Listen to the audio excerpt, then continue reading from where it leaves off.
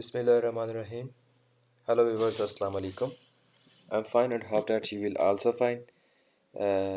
आज हम national defence university के बीएस लेवल के जो एडमिशन इंटरव्यूज़ होते हैं उसको डिस्कस करेंगे।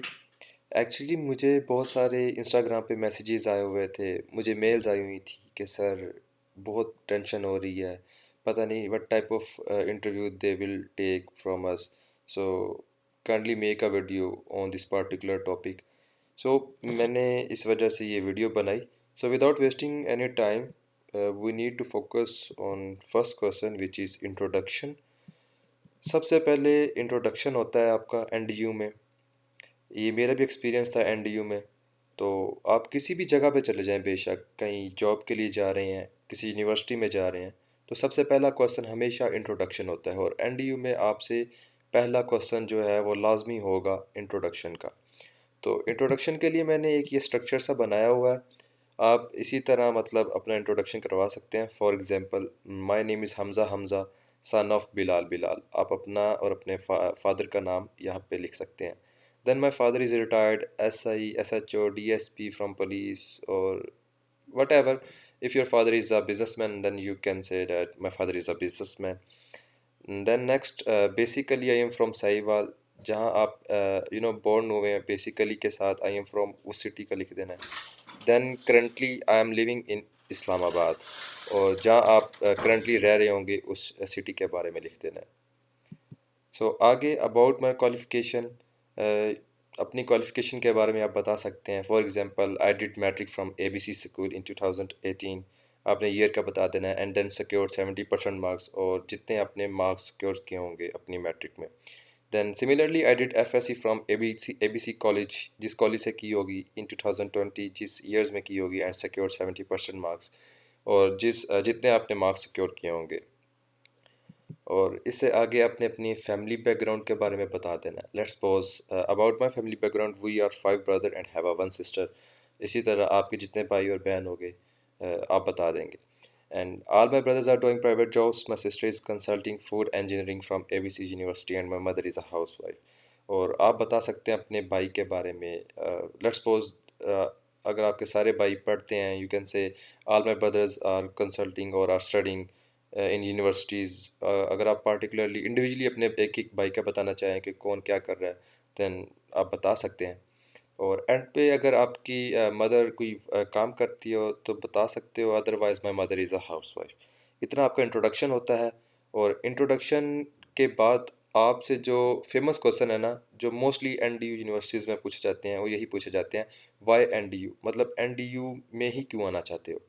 तो आप अपना एक छोटा सा जवाब तैयार कर सकते हो। फॉर एग्जांपल, आप इनकी वेबसाइट विज़िट करोगे तो इनका मोटो होता है, taught man that which he need note, सिखाया आदमी को जो कुछ वो नहीं जानता था। तो अपने आप पे फिट कर लो वो इस आयत को कि सर आपका जो मोटो है ये मेरे पे फिट होता है, मैं एक मेहनती लड़का हूँ और मतलब I will give my best in this university if I got admission in this university. ठीक है, तो आप कुछ भी अपना जवाब तैयार कर सकते हो। नेशनल डिफेंस, या आप कह सकते हो कि एनडी यूनिवर्सिटी का सर इन्वायरमेंट बहुत अच्छा है। ये चूँकि एक आर्मी की यूनिवर्सिटी है, नेशनल डिफेंस यूनिवर्सिटी, बड़े बड़े ऑफिसर्स आपके साथ बैठ कर पढ़ते हैं, तो you can say N D U is one of the finest और well disciplined university in Pakistan. So ये आपका क्वेश्चन आपका आंसर हो जाएगा। इस तरह आप कुछ भी कह सकते हैं, आपसे मज़ीद इसी क्वेश्चन पे वो बहस नहीं करेंगे। This next one question is why BS I R आर ही क्यों करना है, लीडरशिप एंड मैनेजमेंट स्टडीज़ ही क्यों क्यों करनी है, कि strategic study, peace and conflict studies, government and public policies ही क्यों पढ़नी है आपने। तो एक्चुअली जब आप अप्लाई कर रहे होते हैं तो आपने 3 प्रायोरिटी देनी होती है। जैसे आप पहली आई आर को दे देते हैं, दूसरी आपने दी है तो क्यों, अगर स्ट्रेटजिक स्टडी को दी है तो क्यों दी है, और इसी तरह गवर्नमेंट एंड पब्लिक पॉलिसी को दी है तो क्यों दी है, लीडरशिप एंड मैनेजमेंट स्टडीज़ को दी है तो क्यों दी है। तो आप मतलब उन्हें बता सकते हो, if I got admission in international relations, तो सर मैं चाहता हूँ कि बड़े होके I want to become ambassador, deputy ambassador, कुछ भी कह सकते हो। या want to join world organisations, UNO में जाना चाहता हूँ, पाकिस्तान को रिप्रेजेंट करना चाहता हूँ टू सर्व माई नेशंस। तो इस तरह भी आपका एक जवाब बन सकता है अगर आप इंटरनेशनल रिलेशंस पढ़ रहे हैं। और इसके अलावा strategic studies, defence and strategic studies पढ़ रहे हैं तो आप कह सकते हो कि सर एजेंसीज या आर्मी को ज्वाइन करना चाहता हूँ। ठीक है, और गवर्नमेंट एंड पब्लिक पॉलिसी पढ़ना चाह रहे हैं तो आप कह सकते हैं कि सर ये गवर्नमेंट एंड पब्लिक पॉलिसी में स्पेशलाइजेशन होती है। इसी तरह आप मतलब ऑर्गेनाइजेशन में भी जा सकते हो, बिजनेस इन्वायरमेंट में भी जा सकते हो और गवर्नमेंटल जॉब्स भी कर सकते हो।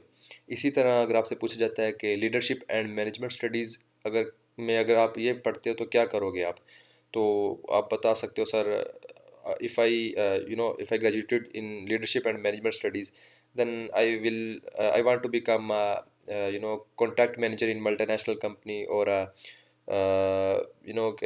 कह सकते हो एचआर बनना चाहूँगा।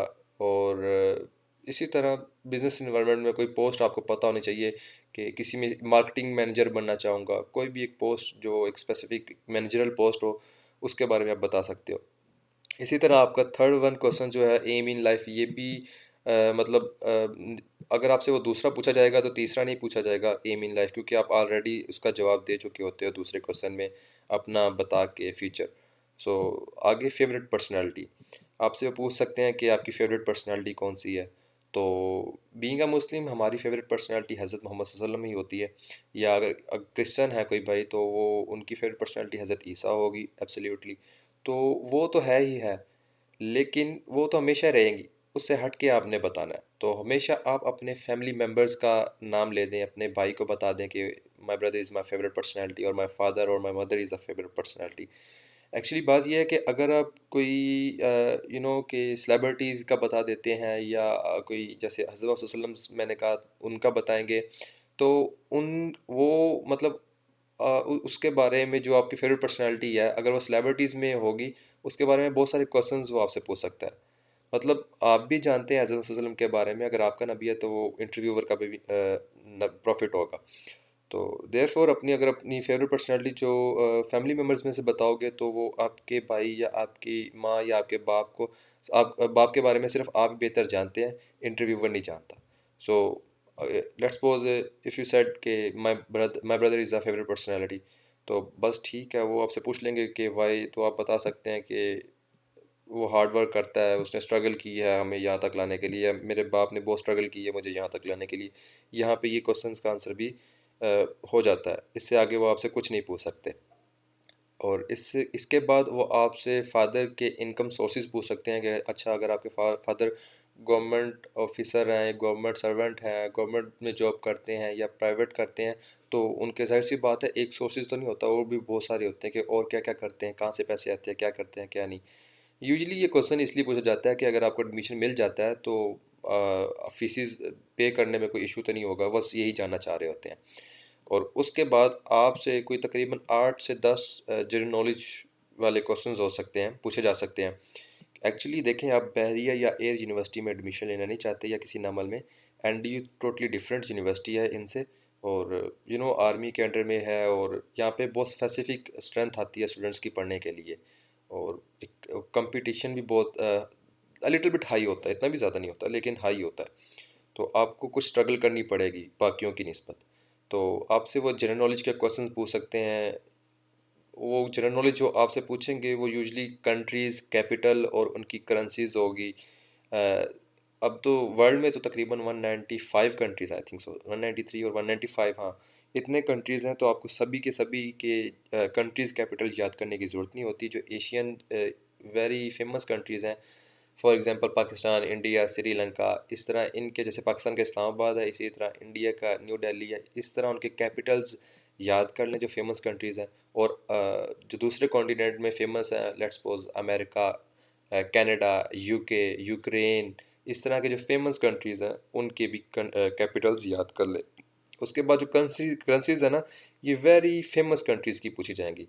ये for example Pakistan, India, America, Bangladesh, इससे हट के किसी भी कंट्री की आपसे करेंसीज नहीं पूछी जाएंगी।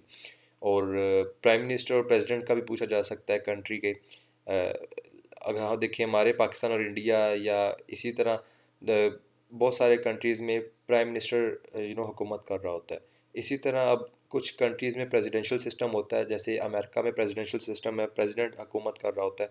उनके प्रेसिडेंट और जिस कंट्री में प्राइम मिनिस्टर हुकूमत कर रहा होता है उनके प्राइम मिनिस्टर्स के नाम जो फेमस कंट्रीज़ हैं ये भी याद कर लें तो बेहतर रहेगा।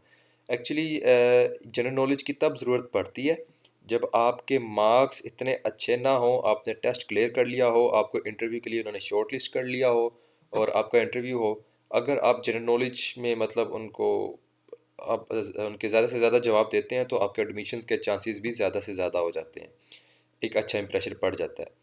तो अगर आपके मार्क्स बहुत ज़्यादा अच्छे हैं तो जनरल नॉलेज फिर भी मायने रखता है, लेकिन बहुत ज़्यादा मायने नहीं रखता। अगर आपको 10 में से 2-3 भी आ गए हैं तो फिर भी इतना फ़र्क नहीं पड़ता, और अगर आपको 2-3 भी नहीं आए तो आपके मार्क्स जितने मर्ज़ी अच्छे हों तो आप एडमिशन नहीं ले सकते।